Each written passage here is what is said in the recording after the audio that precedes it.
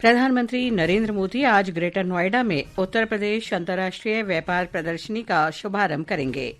प्रधानमंत्री राजस्थान के बांसवाड़ा में 1,22,100 करोड़ रुपए की कई विकास परियोजनाओं का शिलान्यास और उद्घाटन करेंगे। केंद्रीय मंत्रिमंडल ने 15,034 करोड़ रुपए की लागत से 5,023 MBBS सीटें और पीजी की 5,000 सीटें बढ़ाने का निर्णय लिया।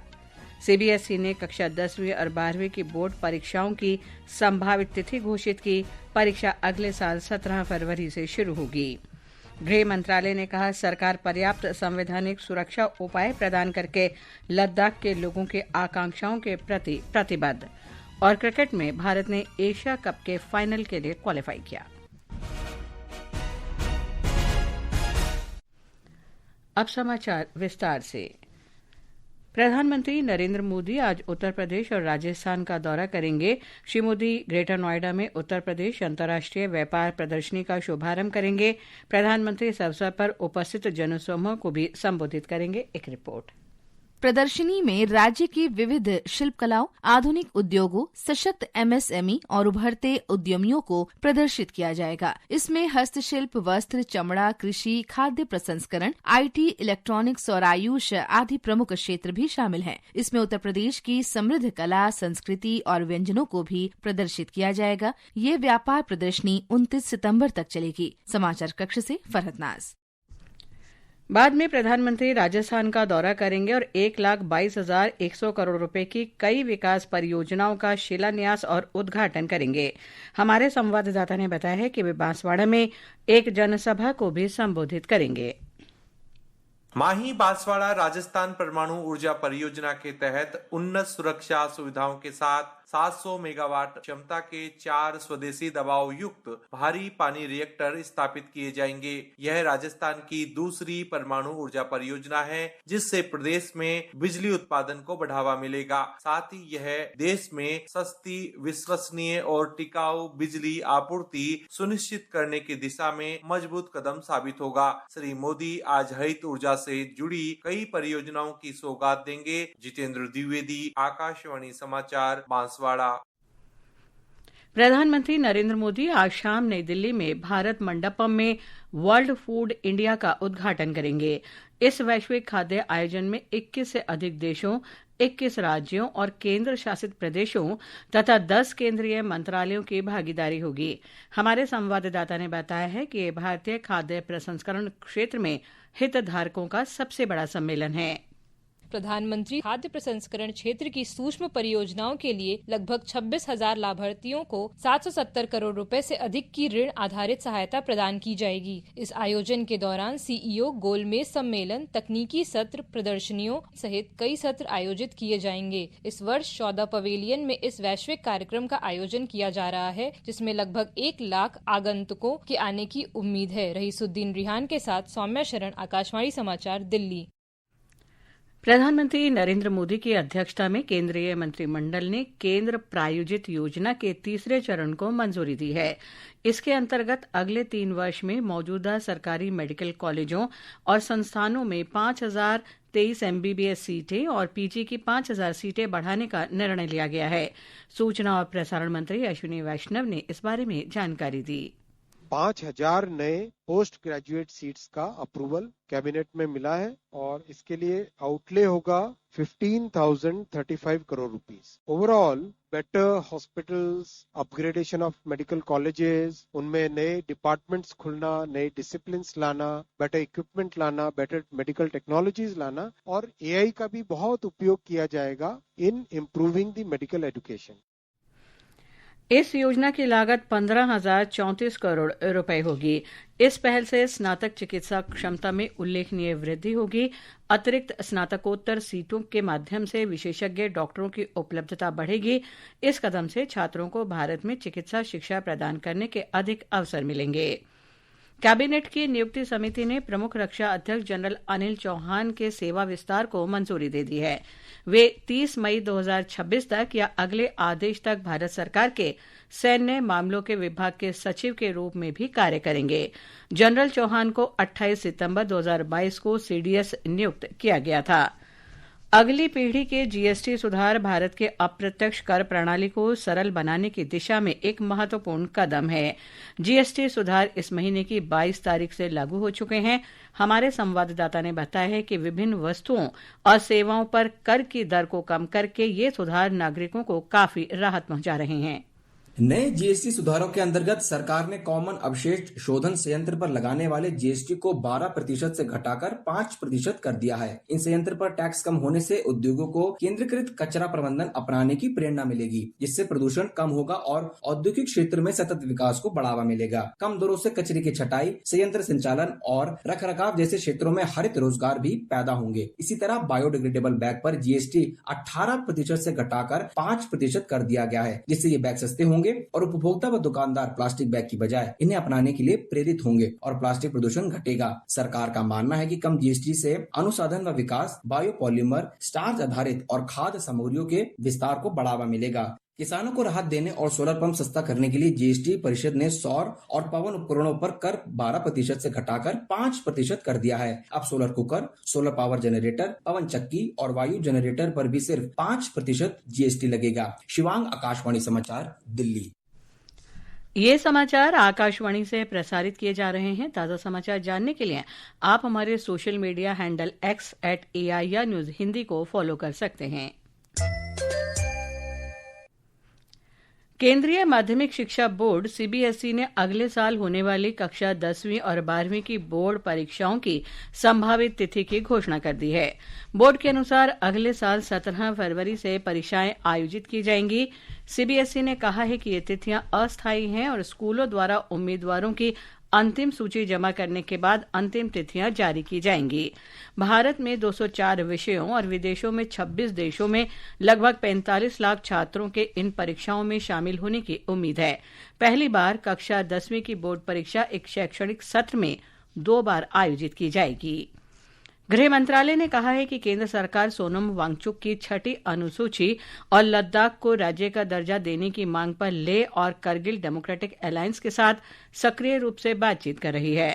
मंत्रालय ने कहा कि इस संवाद प्रक्रिया से अभूतपूर्व परिणाम आए हैं। लद्दाख के अनुसूचित जनजातियों के लिए आरक्षण को 45% से बढ़ाकर 84% किया गया है। परिषदों में 1/3 महिलाओं के लिए आरक्षण भी प्रदान किया है। इसके अलावा भोटी और पुर्गी को आधिकारिक भाषा घोषित किया गया और इस प्रक्रिया के साथ 1800 पदों पर भर्ती भी शुरू हो गई है। मंत्रालय ने कहा है कि उच्चाधिकार प्राप्त समिति की अगली बैठक अगले महीने की 6 तारीख को निर्धारित की गई है और साथ ही आज और कल लद्दाख के नेताओं के साथ बैठकें भी निर्धारित हैं।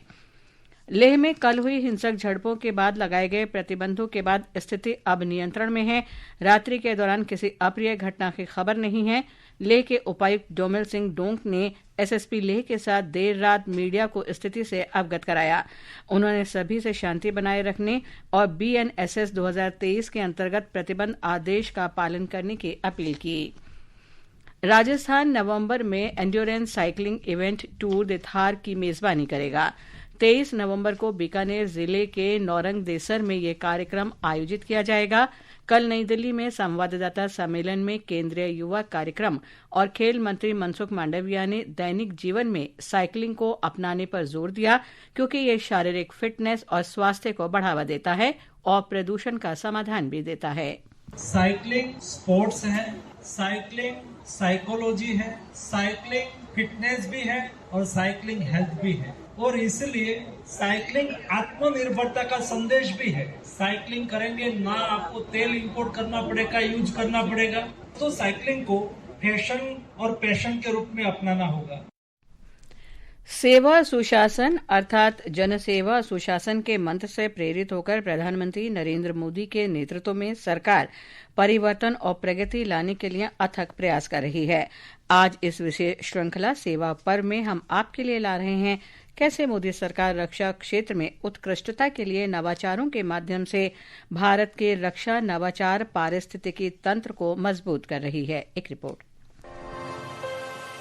नरेंद्र मोदी सरकार ने पिछले 11 वर्षों में रक्षा क्षेत्र में नवाचार पर विशेष ध्यान दिया है। रक्षा उत्कृष्टता के लिए नवाचार आईडेक्स पहल अप्रैल 2018 में शुरू की गई थी, जिसका उद्देश्य नवाचार को बढ़ावा देने वाले पारिस्थितिकी तंत्र का निर्माण करना था। यह अनुसंधान एवं विकास संस्थानों, शिक्षा जगत, उद्योगों, स्टार्टअप्स और व्यक्तिगत नव प्रवर्तकों को शामिल करके रक्षा क्षेत्र में प्रौद्योगिकी विकास को प्रोत्साहित करता है। महाबलीपुरम में डिफेंस एक्सपो का उद्घाटन और आईडेक्स का शुभारंभ करते हुए प्रधानमंत्री नरेंद्र मोदी ने प्रौद्योगिकी, नवाचार, अनुसंधान एवं विकास के लिए सरकार के सहयोग के महत्व पर प्रकाश डाला। Government support for technology, innovation, research and development is essential for defence sector. Our technology perspective and capability roadmap has been released to help the industry in planning and initiating technology development partnership and production arrangement. सूक्ष्म, लघु और मध्यम उद्यम,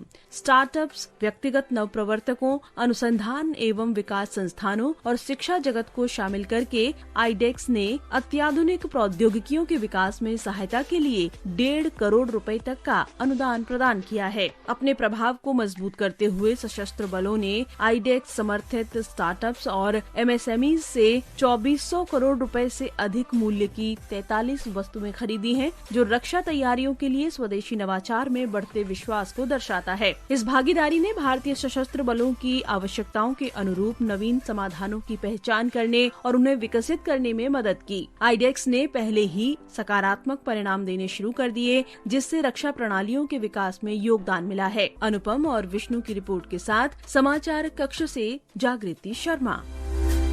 Bharat Asia cup cricket के final में पहुंच गया है। कल रात दुबई अंतर्राष्ट्रीय क्रिकेट स्टेडियम में सुपर 4 में भारतीय टीम ने बांग्लादेश को 41 रन से हराया। आज दुबई में रात 8 बजे एक और सुपर 4 मुकाबले में बांग्लादेश का सामना पाकिस्तान से होगा। विजेता टीम फाइनल में भारत के साथ खेलेगी। कोलकाता और आसपास के इलाकों में बारिश से जुड़ी घटनाओं में मरने वालों की संख्या 11 हो गई है। मुख्यमंत्री ममता बनर्जी ने मृतकों के परिजनों के लिए 2-2 लाख रुपए की अनुग्रह राशि की घोषणा की है। विभाग ने छत्तीसगढ़ और विदर्भ में आज अत्यधिक वर्षा का ऑरेंज अलर्ट जारी किया है। अंडमान और निकोबार द्वीप समूह, आंध्र प्रदेश, केरल, गोवा, लक्षद्वीप, तेलंगाना और पूर्वोत्तर के कुछ हिस्सों में आज तेज बारिश की संभावना है। और अब आज के समाचार पत्रों की सुर्खियों के साथ हैं मुकेश कुमार पल। धन्यवाद लवलीन। मंत्रिमंडल के कल लिए गए फैसलों को सभी अखबारों ने प्रमुखता से प्रकाशित किया है। अमर उजाला की सुर्खी है, मेडिकल में स्नातक और स्नातकोत्तर की लगभग 10,000 सीटें बढ़ेंगी, छात्रों को मिलेंगे ज्यादा अवसर।